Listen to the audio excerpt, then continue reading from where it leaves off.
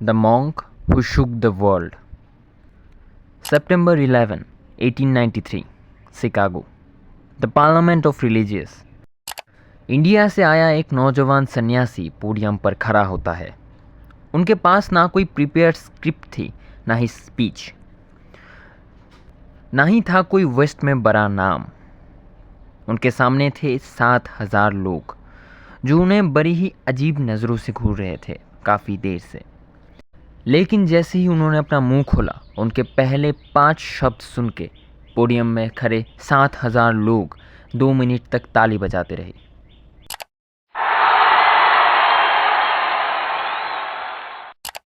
नमस्कार दोस्तों, मेरा नाम है Kunal and welcome to Kunal on mic. आज हम बात करने वाले हैं उस महान सन्यासी नौजवान के बारे में जिन्होंने सिर्फ 39 सालों में विश्व में भारत के झंडे गाड़ दिए. आज हम बात करने वाले हैं स्वामी विवेकानंद के बारे में. स्वामी विवेकानंद, जिनका जन्म 12 जनवरी 1863 में कोलकाता में हुआ था. उनका बचपन का नाम नरेंद्रनाथ दत्त था. उनके पिताजी एक वकील थे और माँ एक साधारण हाउसवाइफ. नरेंद्र बचपन से ही बहुत ज़्यादा चंचल रहे हैं, पर शरारती और चंचल के साथ साथ वो बहुत निडर और बुद्धिमान भी रहे हैं. उनका एक उसूल था कि आंखों से बिना देखी हुई चीज़ों पे कभी यकीन मत करना, एंड वो भी अपना उसूल बहुत अच्छे से मानते थे. यहाँ तक कि उन्होंने हर एक दरगाह, मंदिर, मस्जिद, हर किसी के पुरोहित के पास जाके सवाल किया, क्या आपने भगवान को देखा है? कोई बड़ा तो कोई छोटा, पर सब ने किसी ना किसी तरह से नरेंद्र को लेक्चर्स दिया, लेकिन कोई भी हाँ नहीं कर पाया. एक बार उनके गांव में एक अफवाह फैल गई कि पुराने हवेली में एक भूत रहता है. फिर उसके बाद से कोई लड़का कोई लड़की वहाँ पर खेलने को नहीं जाता था, बच्चे भी नहीं जाते थे, बूढ़े लोग भी वहाँ पर नहीं जाया करते थे. पर नरेंद्र का एक बात था कि आंखों से बिना देखे चीज़ों पे यकीन मत करना. तो उन्होंने वहाँ पर गया और वो नकली भूत का फांडा भी फोड़ दिया. ऐसे ही बहुत सारी किस्से नरेंद्र के बचपन में रही है जिनसे उनकी शरारती बहादुरी के किस्से साबित होते हैं. ऐसे एक दिन नरेंद्र रामकृष्ण से मिले. हाँ, रामकृष्ण परमहंसदेव से मिले थे एंड उन्होंने नरेंद्र को देखते ही पहचान लिया कि इतने सालों से वो जिनके इंतज़ार में थे, वो शिष्य, वो विवेकानंद, वो नरेंद्र ही है. नरेंद्र भी रामकृष्ण देव को देख के थोड़ा सा ठहर गया. फिर रामकृष्ण जी से नरेंद्र ने पूछा कि क्या आपने भगवान को देखा है? रामकृष्ण ने बिना वक्त गवाए, बिना हिचकिचाए एक ही पल में बोल दिया, हाँ, ठीक वैसे ही जैसे मैं तुम्हें देख रहा हूँ, बस उससे कहीं ज़्यादा इंटेंस तरीके से. नरेंद्र थोड़ा सा डर गया. फिर धीरे धीरे नरेंद्र रामकृष्ण से मिलने लगे, उनके घर भी जाने लगे धीरे धीरे करके. रामकृष्ण माँ काली के बहुत बड़े भक्त थे. वो उठते बैठते खाते पीते हमेशा माँ काली का जप करते थे.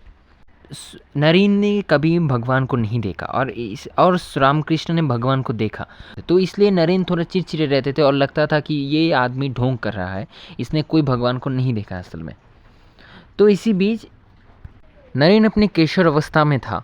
उनके पास उनके पिताजी का डेथ हो गया एंड उनके माताजी एंड उनकी बहनें एक दरिद्र जीवन यापन कर रहे थे. उनकी फाइनेंशियल कंडीशन बहुत ख़राब थी. तब स्वामी विवेकानंद ने कहा कि आप तो माँ काली को इतना ज़्यादा मानते हैं, आप माँ काली से तो मेरी प्रॉब्लम्स के सॉल्यूशन के बारे में पूछिए. तब रामकृष्ण ने कहा कि मैं तो मेरी प्रॉब्लम्स के बारे में पूछता हूँ, तुम्हारी प्रॉब्लम्स तुम खुद जाके पूछो माँ से. अगर तुम खुद पूछोगे तो माँ बहुत खुश होंगे और तुम्हें सॉल्यूशन ज़रूर देंगे. फिर बहुत मिन्नती के बाद, बहुत कहने के बाद रामकृष्ण ने स्वामी विवेकानंद को माँ काली के मंदिर में भेजा. एंड आप जान के हैरान हो जाएंगे कि स्वामी विवेकानंद ने वहाँ गया और नरेंद्र ने वहाँ पर माँ काली के सामने हाथ जोड़ के बोला कि माँ मुझे ज्ञान दो, विवेक दो, सच्चाई दो, ऑनेस्टी दो. और वो ये कह के नमस्कार करके फिर वापस आ गया. तब जब रामकृष्ण ने उनसे पूछा कि क्या तुमने बोला माँ को तुम्हारे प्रॉब्लम्स, तब स्वामी विवेकानंद ने बोला हाँ बोला. तब रामकृष्ण ने बोला क्या बोला? फिर बोलो रामकृष्ण को बताया. फिर रामकृष्ण ने फिर दोबारा भेजा कि फिर जाके बोलो. फिर नरेंद्र ने जाके सेम चीज़ रिपीट किया. ऐसे ही 2-3 बार हुआ. पर स्वामी विवेकानंद ने एक बार भी अपने फाइनेंशियल कंडीशन के बारे में माँ काली को नहीं बताया। वो रामकृष्ण को कहते थे कि जब भी मैं माँ के पास जाता हूँ मन धीरे से बहुत शांत हो जाता है, कुछ मांगने का मन ही नहीं करता। तब रामकृष्ण ने समझ गए कि स्वामी विवेकानंद ही वो उज्ज्वल शिखा है जो इस सारे संसार को, जो इस भारत को एक नया दिशा दिखाएगा। उसके भी कुछ सालों बाद रामकृष्ण ने गले की कैंसर से देह त्याग दिया। पर दोस्तों एक लीजेंड ये भी है कि रामकृष्ण जो गले की कैंसर से मारे गए, वो कैंसर उनके शिष्य का था। उनके शिष्य से उन्होंने वो कैंसर लिया एंड खुद अपना देह त्याग दिया। शिष्य को पूरा तरीके से ठीक कर दिया उन्होंने। रामकृष्ण के मृत्यु के बाद स्वामी विवेकानंद बड़े अकेले हो गए। फिर उन्होंने सोचा कि पूरे देश को, पूरे धरती को उन्होंने अपने पैर से मापेंगे और इसलिए उन्होंने भ्रमण करना चालू कर दिया। और ऐसे ही भ्रमण करते करते वो एक दिन पहुंच गए पार्लियामेंट ऑफ रिलीजियस। बेसिकली वो एक ऐसा संस्था है अमेरिका का जिसमें बहुत सारे ज्ञानी व्यक्ति मिलके बहुत सारे वैराइटीज़, जाति, धर्म और देश के बारे में समालोचना करते हैं, क्रिटिसाइज़ करते हैं, वाद विवाद करते हैं। तो इसी बीच इंडिया से रिप्रेजेंटेटिव के तौर पर सिर्फ स्वामी विवेकानंद ही शिकागो में उस वक्त अटेंड थे। स्वामी विवेकानंद को बोला गया था कि उन्हें सूट और कोट में आने के लिए, पर उन्होंने अपने खाकी वस्त्र को त्याग नहीं किया। उन्होंने उन ड्रेस के साथ ही शिकागो में भाषण देने के बारे में सोचा। तो जो उनके डिपार्टमेंट के हेड थे उन्होंने स्वामी विवेकानंद नाम को काट के सबसे आखिर में कर दिया ताकि उनको लास्ट में बोलने का मौका मिले और ज़्यादा टाइम ना मिले। और हम सब जानते हैं आखिर के टाइम में हर लोग बोर हो जाएंगे और चले जाएंगे। तो वो मेन हेड भी यही सोच रहा था, इसलिए स्वामी विवेकानंद को पहले बोलने नहीं दिया गया। आखिर में जब एक एक की बारी ख़त्म हुई, जब स्वामी विवेकानंद आए, तब उनकी 2 मिनट वाली वो स्पीच, तब उनकी स्पीच के पहले 5 शब्द sisters and brothers of America, ये सुन के 2 मिनट तक वहाँ खड़े रहे शिकागो। हर अमेरिकन वहाँ पर ताली ठोकते रहे 2 मिनट तक बिना रुके।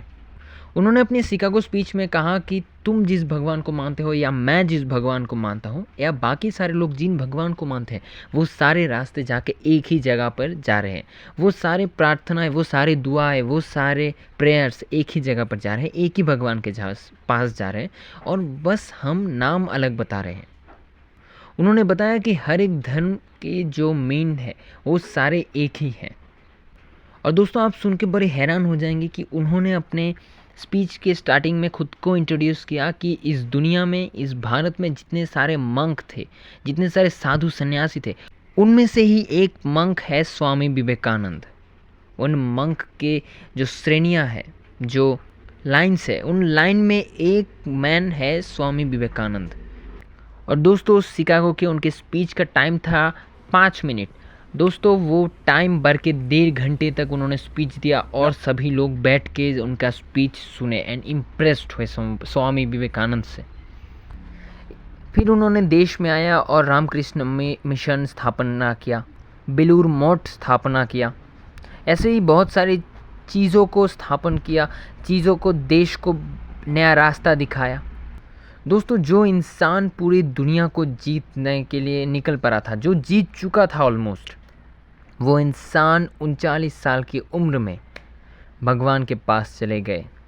पर दोस्तों कुछ चीज़ें हमें नहीं बताई गई, हम नहीं जानते थे, जो है कि उन्होंने अपनी ज़िंदगी बड़े दुख, बड़े कष्ट में जी थी। हाँ दोस्तों, उन बहुत गरीब थे वो लोग। स्वामी विवेकानंद ने अपने रोटी के लिए, दिन के रोटी के लिए हर रोज़ वो किताबें लिखते थे, हर रोज़ वो काम करते थे, पर उनको सिर्फ एक ही बार खाना दिन में नसीब होता था। ऐसे भी बहुत दिन जाते थे जब उनको खाना नसीब नहीं होता था। बहुत दुख में, दर्द में उन्होंने ज़िंदगी जी है अपनी। उनको बहुत सारे रोग थे, बॉडी में बहुत सारी डिजीज़ थी। अगर आप चाहते हैं स्वामी विवेकानंद के आखिर में जो दुख भरी ज़िंदगी थी उनके ऊपर भी एक वीडियो बनाऊं, तो आप ज़रूर कमेंट कर सकते हैं। पर आज का वीडियो सिर्फ इतना ही था। शुक्रिया।